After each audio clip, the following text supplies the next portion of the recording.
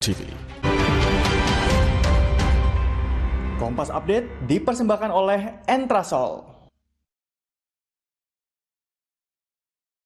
Menyaksikan Kompas Update, saudara, bersama saya Elgin Fridianto. Dua anak perempuan tewas tenggelam di Sungai Balangtik, Bulukumba, Sulawesi Selatan. Saudara, kedua korban tenggelam masih berusia 12 tahun, warga desa Baji Binasa dan desa Pangoloang. Keduanya tenggelam saat merayakan tradisi makan dan mandi-mandi di sungai. Pencarian kedua korban dilakukan warga sekitar dan sempat terkendala kondisi air sungai yang keruh.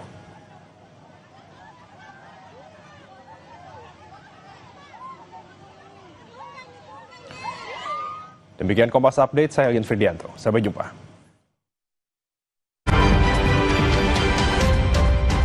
Kompas Update dipersembahkan oleh Prenagen.